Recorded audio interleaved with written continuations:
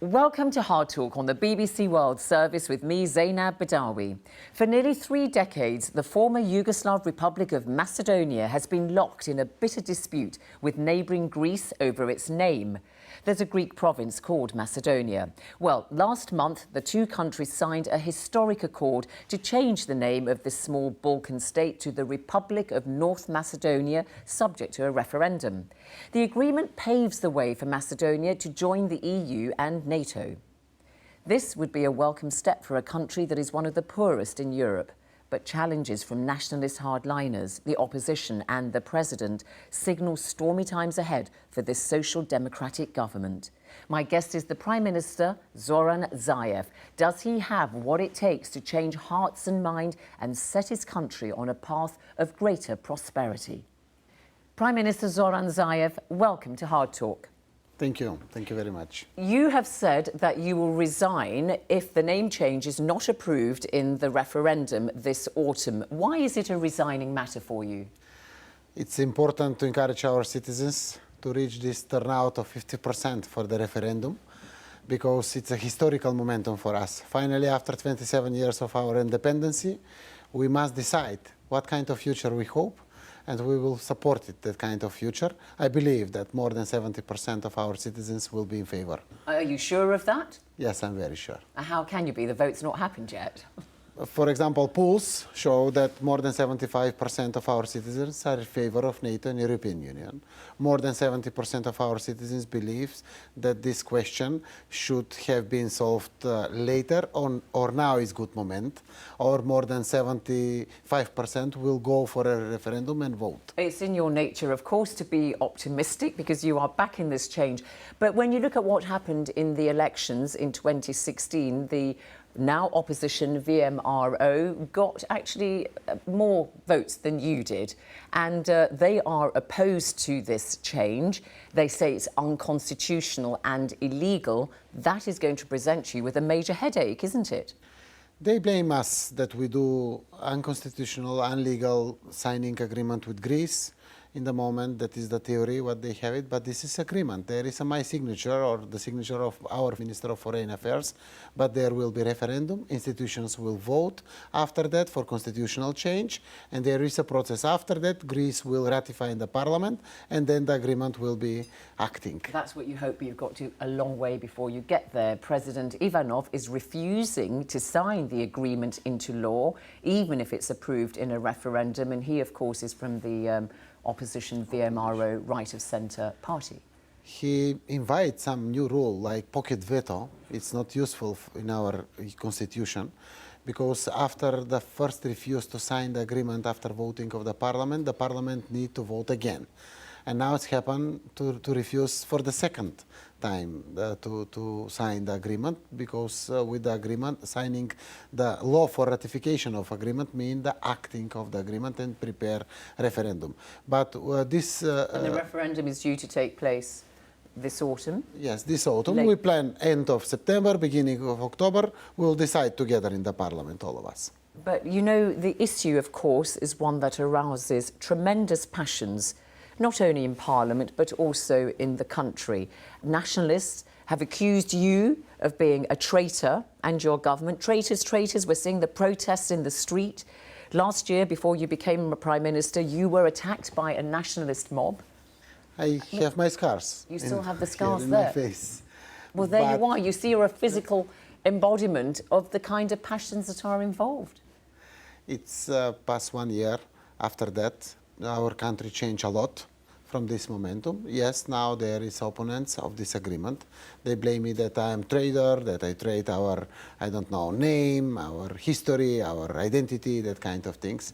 I'm very happy that finally we have covered our identity issue. Part of the agreement is Macedonian language. I'm Macedonian. There is a Macedonian ethnicity, etc., etc.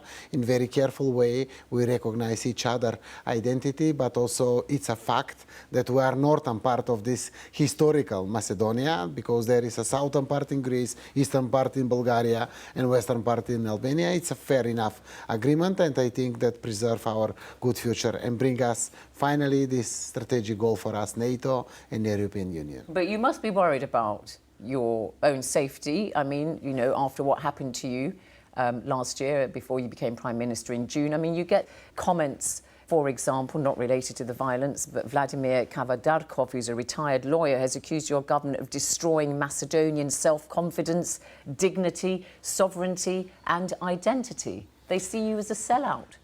Stucking in mud all these 27 years, we destroy our dignity. There is a lot of frustration because of that. It's happened so much political crisis in our country. Now we will sitting together with Great Britain, with United States, with Germany in NATO alliance. We have our place. Our flag will be there. So we will be equal with the powerful countries in the world.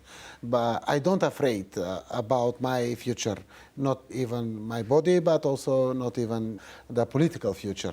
It's a sensitive question. It's a really painful question. But it's good preserving good future for my citizens and the young generation when they come. So you're not scared for your own safety? I mean, how did you feel last April when you were attacked by the mob, as you say? I can see the scars on you. We was 2.5 hours without police. That was the day when we chose the president of the parliament. That is the house of democracy in every democratic country. And there was a lot of violence. So that was Talat Jaferi, yes. who's an ethnic Albanian. Yes. There was opposition from the nationalists. Mr. Talat Jaferi, ex-minister of defense of this country, long period MP in the parliament, was chosen for the president of the parliament. And parliamentarian government in that moment opened the doors from the parliament from inside and put the so-called patriotic organization to attack us without assistance of the police. We was there 2.5 hours, but strength fighting for freedom, for democracy and for good future of this country. But you know, the nationalists really do present you, Prime Minister, with a huge challenge in your country, in Macedonia.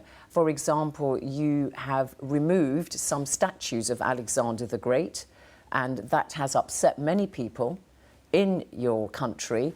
I mean, how far are you going to go with removing monuments to Alexander the Great, who's so important, of course, to this whole debate? We remove only one monument. It's not Alexander the Great monument, but we remove names of our names of our highway and names of our national airport. You've changed them. Yes, the new name of the highway, it's a friendship. It's a highway between Serbia and Greece through our country.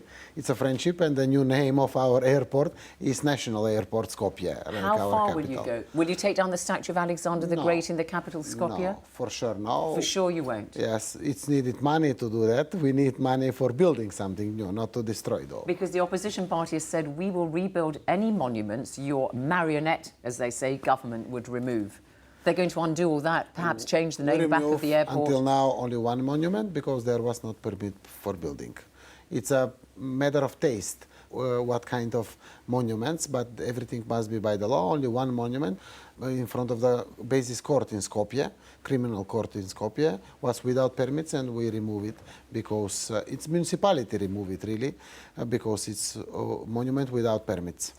I mean, a lot of this debate about the name of what is known at the United Nations, the former Yugoslav Republic of Macedonia, because of Alexander the Great. And the Greeks, of course, have got their province of Macedonia, and they're saying Alexander the Great was born in what is now Greek territory, Macedonia, and we don't want you to, you know, have a claim to the name and so on. It strikes a lot of people as perhaps quite surprising that this 4th century BC figure could be stoking such passions. The history was the reason why we were stuck in this period of 27 years without our further improvement like society globally. Finally, learning from the past, we decide to be more focused for the future. It's too much history. Let's leave it history to the historian guys. They will debate for everything. We are leaders and we need to preserve the future of our countries. Can you mention it? We are neighbor countries and we have problem since our independence that stop our citizens to cooperate. But even in that occasion, we have more than 1 million visiting in Greece, for example. We are 2 million citizens, more than 1 million visiting per year in Greece. But there is so much opportunity in front of us. So we do that mostly to improve the relations between us and our south neighbor Greece, but also for our integration process to be finally part of a member of NATO and part of European Union. Sure. We've talked about the opposition in your own country, but there's also opposition in Greece to this proposed name change that you should become the Republic of North Macedonia. The Conservative opposition leader, Kyriakos Mitsotakis, says it is not a good deal because the Greek government has ceded to the neighbouring country something that no previous Greek government